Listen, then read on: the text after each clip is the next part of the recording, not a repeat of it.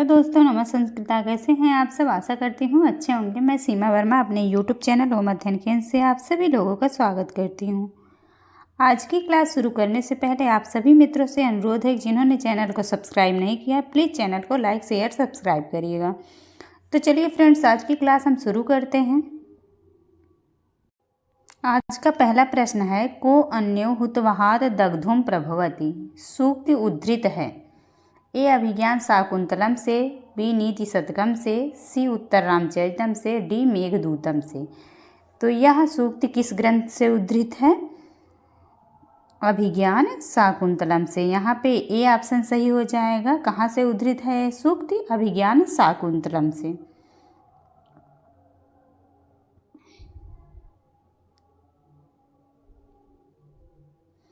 अगला प्रश्न है, नाटक में जो सुनने योग्य ना हो उसे कहते हैं। ए आत्मगतम, बी प्रकाशम, सी नेपथ्य, डी नांदी। तो क्या कहते हैं? जो सुनने योग्य ना हो उसे क्या कहते हैं? आत्मगतम, अर्थात जो अपने आप बोला जाए, आत्मगतम। ए ऑप्शन सही हो जाएगा यहाँ पे। अगला प्रश्न है, प्रकृति वक्रः शब्द किसके लिए कहा गया है? ए कणों के लिए, बी दुर्वासा के लिए, सी विश्वामित्र के लिए, डी मारीच के लिए। तो प्रकृति वक्रः अर्थात स्वभाव से टेढ़े कौन हैं? तो दुर्वासा।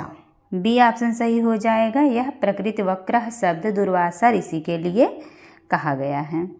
बी ऑप्शन सही हो जाएगा। अगला प्रश्न है, अभिज्ञान शाकुंतलम का उपजीव्य ग्रंथ है। ए भागवत, बी रामायण, सी महाभारत, डी वेद। तो अभिज्ञान शाकुंतलम का उपजीव्य ग्रंथ कौन सा है? महाभारत। सी ऑप्शन सही हो जाएगा, महाभारत।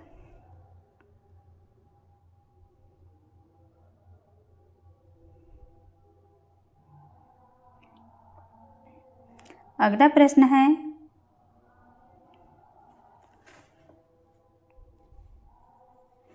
दिष्ट्या धूमा कुलितदृष्टेऽपि यजमानस्य पावक एव आहुतिः पतिता।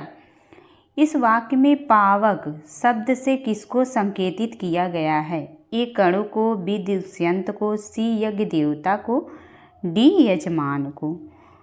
तो पावक शब्द किसके लिए आया है यहाँ पे? दुष्यंत के लिए। बी ऑप्शन सही हो जाएगा। पावक शब्द किसके लिए आया है? तो दुष्यंत के लिए आया है।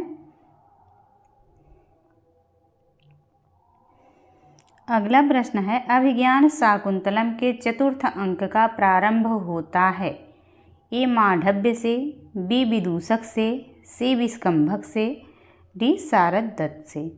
तो चतुर्थ अंक का प्रारंभ कहाँ से होता है? विस्कंभक से। सी ऑप्शन सही हो जाएगा। अभिज्ञान शाकुंतलम का चतुर्थ अंक विस्कंभक से प्रारंभ होता है। सी ऑप्शन सही हो जाएगा। अगला प्रश्न है, रचितव्या खलु प्रकृति पेलवा प्रिय सखी। यह कथन है। ए अनसुईया का प्रियंवदा के प्रति, बी अनसुईया का गौतमी के प्रति, सी है प्रियंवदा का अनसुईया के प्रति, डी है शकुंतला का प्रियंवदा के प्रति। तो यहाँ पे कौन सा ऑप्शन सही हो जाएगा?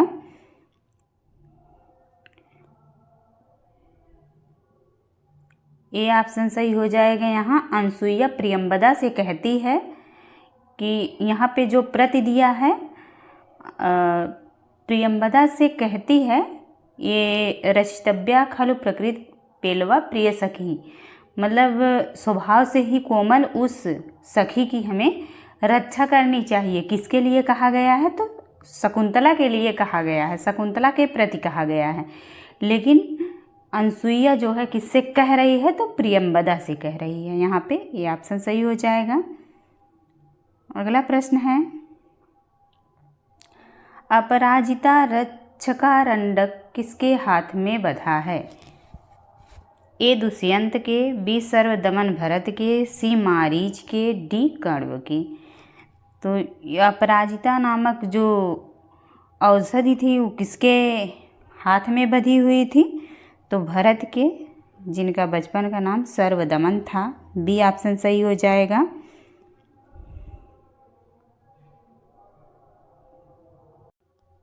अगला प्रश्न है, ये सापि प्रियेण बिना गमयते रजनीम विषाद दीर्घता रम, यह किसके द्वारा कहा गया है? अगला प्रश्न है, हस्तिनापुर पहुंचकर शकुंतला का कौन सा नेत्र फड़कने लगा? ए बायां नेत्र, बी दाहिना नेत्र, सी दोनों नेत्र, डी कभी बायां कभी दायां। तो हस्तिनापुर पहुंचकर शकुंतला का कौन सा नेत्र फड़कता है? दाहिना नेत्र। यहाँ पे एक चीज़ ध्यान दीजिएगा, शकुंतला का जो नेत्र फड़कता है वो भी दाहिना नेत्र रहता है। और अगर पूछा जाए कि दुष्यंत की कौन सी भुजा फड़कती है, तो दुष्यंत की दाहिनी भुजा फड़कती है। यहाँ पे आप लोग ध्यान दीजिएगा, दोनों का दाहिना, शकुंतला का दाहिना नेत्र फड़कता है और दुष्यंत का दाहिनी भुजा फड़कती है।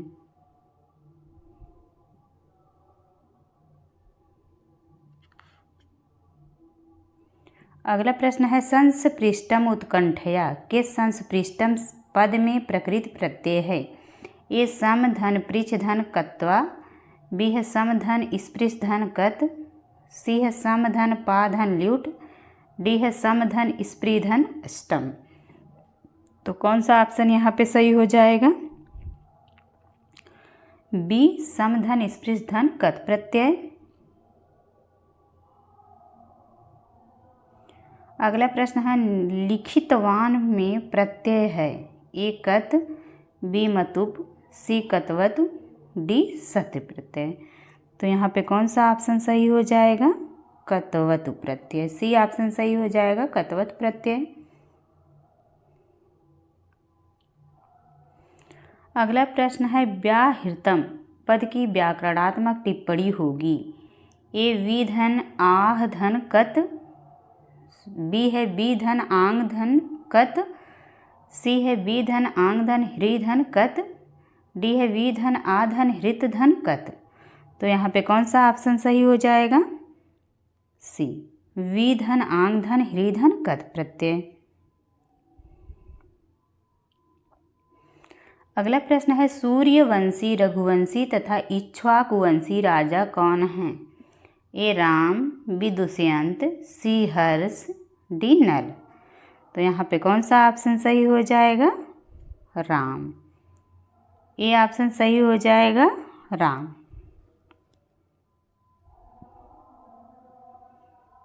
अगला प्रश्न है, विदेह राजपुत्री कौन है? ए सीता, बी शकुंतला, सी तमसा, डी वासंती। तो विदेह राजपुत्री कौन है? सीता। ये ऑप्शन सही हो जाएगा, सीता। अगला प्रश्न है, राम दंडकारण्य में क्यों आए? ये सीता से मिलने हेतु, बी अगस्त्य के दर्शन हेतु, सी पंचवटी में घूमने हेतु, डी है शंबुक के वध हेतु। तो यहाँ पे कौन सा ऑप्शन सही हो जाएगा? डी, शंबुक के वध के लिए राम दंडकारण्य में आए हुए थे। डी ऑप्शन सही हो जाएगा। अगला प्रश्न है, पंचवटी में कदम वृक्ष को किसने रोपित किया था? ए वासंती ने, बी राम ने, सी सीता ने, डी तमसा ने। तो किसने किया था? सीता ने। सी ऑप्शन सही हो जाएगा। पंचवटी में कदम वृक्ष को किसने लगाया था? तो सीता ने। सी ऑप्शन सही हो जाएगा।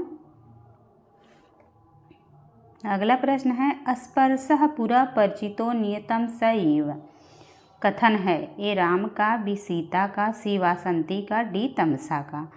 तो यह किसका कथन है? राम का। ए ऑप्शन सही हो जाएगा, राम का यह कथन है।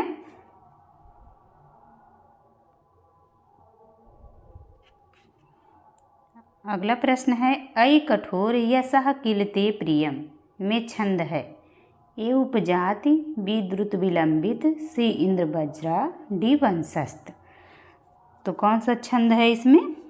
द्रुत विलंबित छंद है। बी ऑप्शन सही हो जाएगा, द्रुत विलंबित छंद।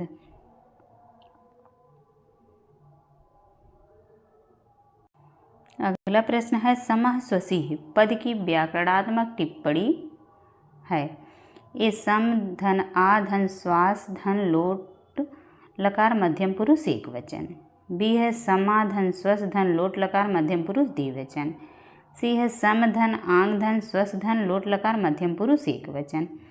डी है सम धन आ धन श्वास धन लट लकार मध्यम पुरुष एक वचन। तो यहाँ पे कौन सा ऑप्शन सही हो जाएगा? सी सम धन आंग धन स्वस्थ धन लोट लकार मध्यम पुरुष एक वचन।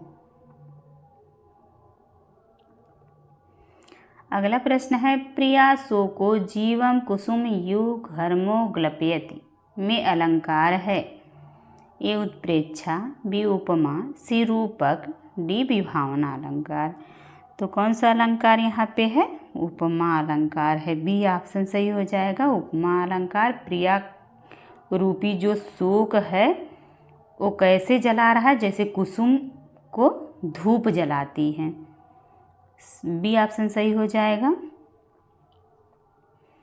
अगला प्रश्न है उत्तर रामचरितम के तृतीय अंक में कुल श्लोक हैं। ये 45, बी 46, सी 48, डी 49। तो तृतीय अंक में पूछा गया है तृतीय अंक में कितने श्लोक हैं? 48। सी ऑप्शन सही हो जाएगा। तृतीय अंक में 48 श्लोक हैं। अगला प्रश्न है उत्तर रामचरितम के टीकाकार घनश्याम महाकवि भवभूति को मानते हैं। ये तमिल, बी द्राविड़, सी उत्तर भारतीय, डी महाराष्ट्रियन। तो क्या मानते हैं? द्राविड़। बी ऑप्शन सही हो जाएगा। द्राविड़ मानते हैं।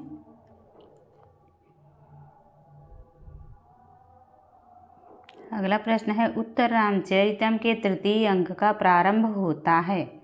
ये तमसा और मुरला के वार्तालाप से, बी तमसा और सीता के वार्तालाप से, सी है राम और वासंती के मिलने से, डी है गोदावरी और भागीरथी के वार्तालाप से। तो यहाँ पे कौन सा ऑप्शन सही हो जाएगा? तमसा और मुरला के वार्तालाप से। ए ऑप्शन सही हो जाएगा। तीसरे अंक का प्रारंभ तमसा और मुरला के वार्तालाप से शुरू होता है। अगला प्रश्न है भारवी का समय विद्वानों ने माना है। ए 600 ईस्वी के आसपास, बी 800 ईस्वी के आसपास, सी कालिदास के पहले, डी है प्रथम शताब्दी के आसपास। तो यहाँ पे कौन सा ऑप्शन सही हो जाएगा? 600 ईस्वी के आसपास। ए ऑप्शन सही हो जाएगा। 600 ईस्वी के आसपास माना गया है।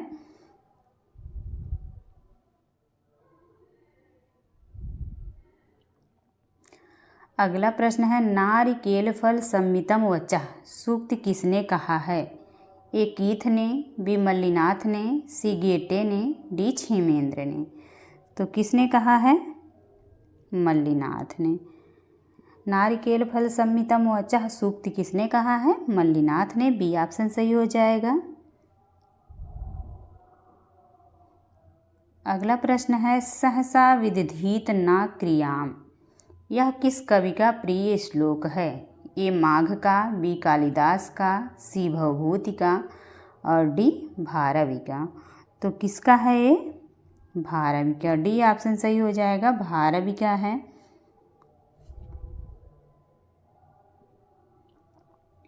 अगला प्रश्न है दुनोति नो कच्चिदयम वृकोदरः यहाँ वृकोदरः पद किसके लिए प्रयुक्त है? ये युधिष्ठिर के, बी भीम के, सी दुर्योधन के, डी वनेचर के। तो यह किसके लिए आया है? भीम के लिए। बी ऑप्शन सही हो जाएगा। यह शब्द किसके लिए आया है? तो भीम के लिए है।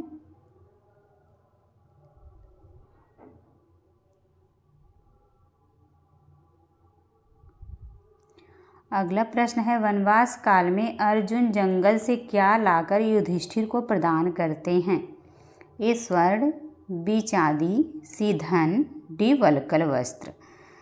तो वनवास काल में अर्जुन क्या लाते थे? जंगल से वल्कल वस्त्र। डी ऑप्शन सही हो जाएगा, वल्कल वस्त्र।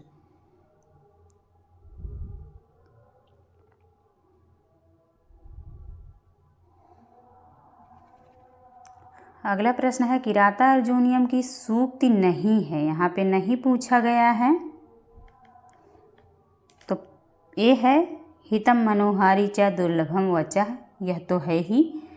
बी है प्रवृत्ति सारः खलु मादृशाम गिरः, यह भी सही है। सी है विचित्र रूपाः खलु चित्तवृत्त्या, यह भी सही है।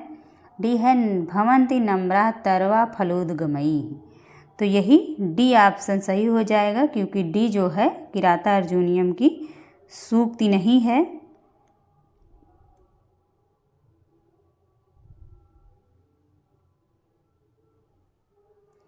अगला प्रश्न है वंचनीयाः पद में प्रत्यय है। ए तव्यत, बी अनियर, सी ल्यप, डी तमन। तो वंचनीयाः पद में कौन सा प्रत्यय है? अनियर प्रत्यय है। बी ऑप्शन सही हो जाएगा, अनियर प्रत्यय। अगला प्रश्न है शास्त्र में लकार पुरुष और वचन है। ए लट लकार प्रथम पुरुष एक वचन, बी लिट लकार प्रथम पुरुष एक वचन, सी है लिट लकार प्रथम पुरुष एक वचन, डी है लोट लकार प्रथम पुरुष एक वचन। तो यहाँ पे कौन सा ऑप्शन सही हो जाएगा? लट लकार प्रथम पुरुष एक वचन, ये ऑप्शन सही हो जाएगा।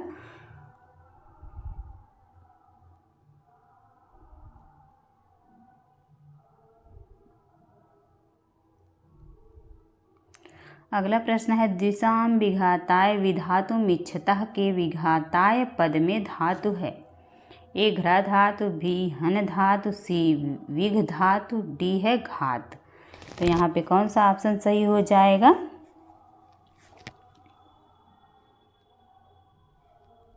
हन धातु, बी ऑप्शन सही हो जाएगा, हन धातु।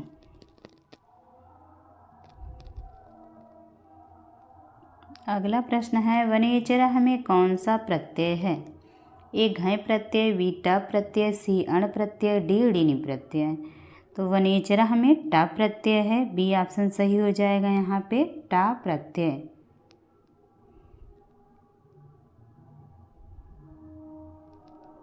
अगला प्रश्न है समी तरुम शुष्क मिवाग्नि रुचिखा, इस सूक्ति में कौन सा अलंकार है? ए उत्प्रेक्षा, बी रूपक, सी श्लेष, डी उपमा। तो इसमें कौन सा अलंकार है? उपमा अलंकार। डी ऑप्शन सही हो जाएगा, उपमा अलंकार।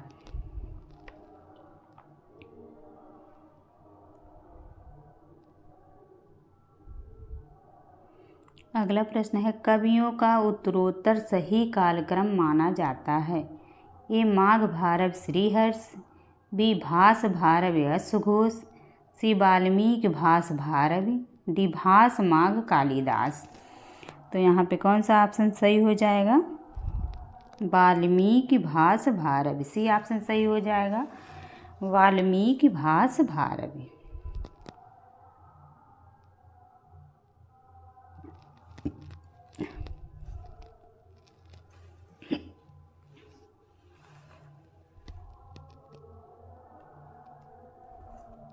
अगला प्रश्न है पराभवः अपि उत्सव एव मानिनाम, यह सूक्त किस ग्रंथ से उद्धृत है? ए मेघदूतम से, बी शिवराज विजयम से, सी नीति शतकम से, डी किराता अर्जुनियम से। तो यह कहाँ की सूक्ति है? किराता अर्जुनियम की। डी ऑप्शन सही हो जाएगा।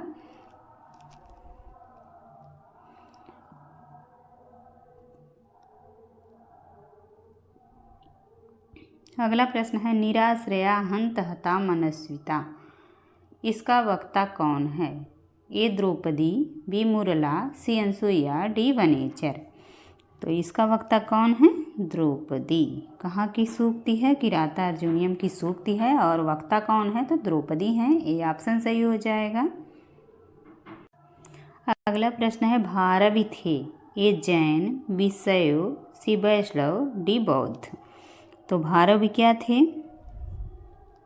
शैव थे। बी ऑप्शन सही हो जाएगा, शैव थे। अगला प्रश्न है, महाकवि कालिदास ने मेघदूतम के कथानक को कहाँ से लिया है? ए भागवत पुराण से, बी वायु पुराण से, सी ब्रह्म वैवर्त पुराण से, डी इनमें से कोई नहीं। तो कहाँ से लिया है? ब्रह्म वैवर्त पुराण से। सी ऑप्शन सही हो जाएगा। महाकवि कालिदास ने मेघदूतम के कथानक को ब्रह्म वैवर्त पुराण से लिया है। अगला प्रश्न है, ज्ञातो स्वादो विवृत जघनाम को विहातुम समर्थः। यह पंक्ति किस नदी से संबंधित है? ए निर्विंध्या से, बी शिप्रा से, सी रेवा से, डी गंभीरा से। तो यह सूक्ति कहाँ से है? गंभीरा से। डी ऑप्शन सही हो जाएगा। यह सूक्ति जो है गंभीरा नदी से संबंधित सूक्ति है।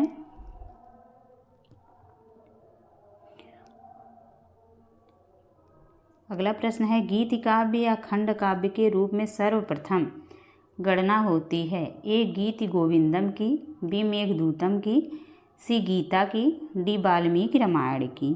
तो गीत काव्य या खंड काव्य के रूप में सर्वप्रथम गणना किसकी होती है? मेघदूतम की। बी ऑप्शन सही हो जाएगा, मेघदूतम की।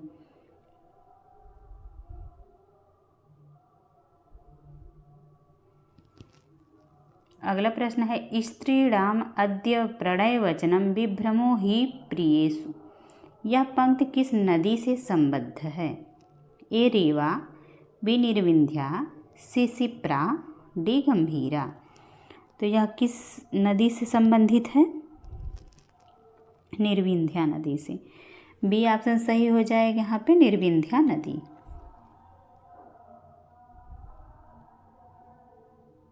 अगला प्रश्न है, यक्ष के शाप की समाप्ति किस दिन होगी? ए कार्तिक देवोत्थान एकादशी को, बी हरिशयनी एकादशी को, सी माघ शुक्ल पक्ष सप्तमी को, डी आषाढ़ कृष्ण पक्ष प्रतिपदा को। तो यहाँ पे कौन सा ऑप्शन सही हो जाएगा? कार्तिक देवोत्थान एकादशी के दिन यक्ष के शाप की समाप्ति होगी। ये ऑप्शन सही हो जाएगा। अगला प्रश्न है, आचार्य विश्वनाथ कृत साहित्य दर्पण किस में विभक्त है? ये सर्गों में, बी उल्लासों में, सी प्रकाशों में, डी परिच्छेदों में। तो यहाँ पे कौन सा ऑप्शन सही हो जाएगा? परिच्छेदों में विभक्त है। डी ऑप्शन सही हो जाएगा, परिच्छेदों में। अगला प्रश्न है, यत्र उन्मत्त भ्रमर मुखराः पादपा नित्य पुष्पाः। यहाँ यत्र पद से किस नगरी का संकेत है? ए उज्जैनी का, बी विदिशा का, सी अलका का, डी दसपुर का। तो किसका संकेत है यहाँ पे? अलका नगर। सी ऑप्शन सही हो जाएगा, अलका का।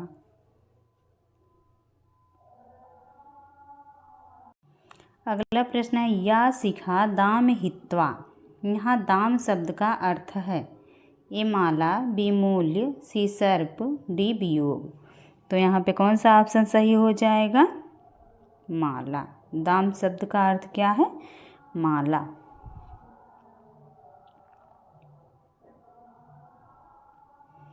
अगला प्रश्न है, विगलित सूचा में विभक्ति एवं वचन है? ए तृतीया एक वचन, बी द्वितीया एक वचन, सी प्रथमा एक वचन, डी प्रथमा बहुवचन। तो यहाँ पे कौन सा ऑप्शन सही हो जाएगा? तृतीया एक वचन। ये ऑप्शन सही हो जाएगा। विगलित सूचा में तृतीया एक वचन है। अगला प्रश्न है, पेशलम पद का शब्दार्थ है? ए सुंदर, बी आशु, सी नवीन, डी कोमल। तो पेशलम पद का अर्थ क्या है? सुंदर। ये ऑप्शन सही हो जाएगा। पेशलम पद का अर्थ है सुंदर। अगला प्रश्न है, किस विद्वान ने मेघदूत को शोक गीत कहा है? ये डॉक्टर कीथ ने, बी गेटे ने, सी क्षेमेंद्र ने, डी राजशेखर ने। तो किसने कहा है मेघदूतम को शोक गीत? डॉक्टर कीथ ने कहा है। ये ऑप्शन सही हो जाएगा, डॉक्टर कीथ।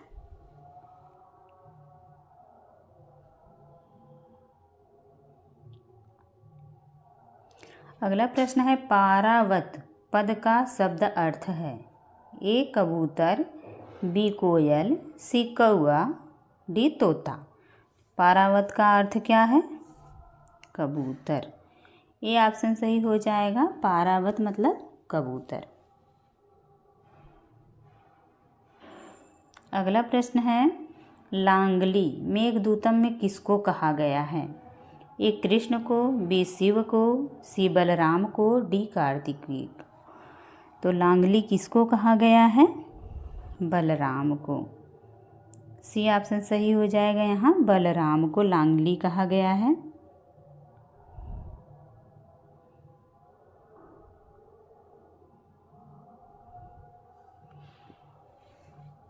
अगला प्रश्न है चातक अर्थात पपीहा मेघ के किस ओर शब्द कर रहा है? ए बाईं ओर, बी दाईं ओर, सी बाईं और दाईं दोनों ओर, डी किसी ओर नहीं।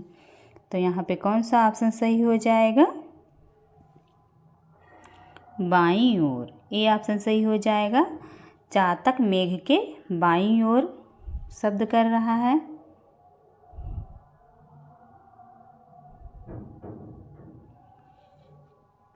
अगला प्रश्न है अलका के वायु उद्यान का नाम क्या है? ए विदिशा, बी शैलाज, बी है नंदन, डी है वैबराज। तो यहाँ पे कौन सा ऑप्शन सही हो जाएगा? वैबराज। अलका के वायु उद्यान का नाम क्या है? वैबराज। डी ऑप्शन सही हो जाएगा। अगला प्रश्न है बाणः कवि नाम युः चक्रवर्ती। यह किसका कथन है? ए सोढल का, बी त्रिलोचन का, सी धर्मदास का, डी मंखक का।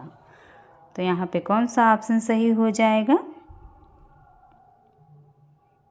सोढल का। यह कथन किसका है? सोढल का कथन है। ये ऑप्शन सही हो जाएगा। अगला प्रश्न है पुंडरीक के पिता हैं। ए चित्रभान, बी अर्थकेतु, सी सुकनास, डी श्वेतकेतु। पुंडरीक के पिता कौन हैं?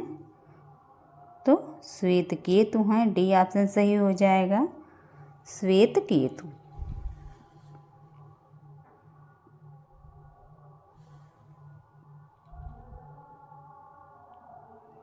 अगला प्रश्न है रजनिकर गभस्तयः में गभस्तयः पद का अर्थ है। ए गर्भिणी, बी किरणे, सी अंधकार, डी सूर्य।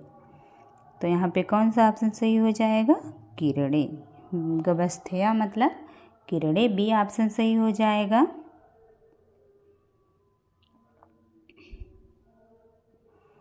अगला प्रश्न है दातारम की व्याकरणात्मक टिप्पणी होगी। ए दा धन त्रिच धन द्वितीया बहुवचन, बी है दा धन आम धन प्रथमा एक वचन, सी है दा धन त्रिच धन द्वितीया एक वचन, डी है दा धन घय धन प्रथमा बहुवचन। तो यहाँ पे कौन सा ऑप्शन सही हो जाएगा? दा धन त्रिच धन द्वितीया एक वचन। सी ऑप्शन सही हो जाएगा।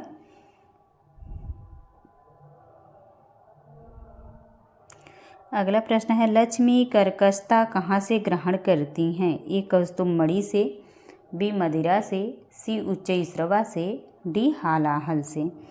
तो कर्कशता कहाँ से प्राप्त की हैं लक्ष्मी जी? कौस्तुभमणि से। अर्थात कर्कशता अर्थात कठोरता। कठोरता कहाँ से ग्रहण की हैं? तो कौस्तुभमणि से कठोरता ग्रहण की हैं। अगला प्रश्न है ईश्वः पद का अर्थ है। ए सर, बी बाण, सी तीर, डी उपर्युक्त सभी। तो ईश्वः का अर्थ क्या होता है? उपर्युक्त सभी। सर मतलब भी बाण होता है और बाण है ही, और तीर, तीनों का अर्थ एक ही होता है। ईश्वः। ईश्वः का तीनों सही है तो उपर्युक्त सभी हो जाएगा। डी ऑप्शन सही हो जाएगा। तो thank you all of you. आज की क्लास हम यहीं पे समाप्त करते हैं। आप लोगों को क्लास अच्छी लगी हो तो प्लीज़ चैनल को लाइक शेयर सब्सक्राइब करिएगा। धन्यवाद।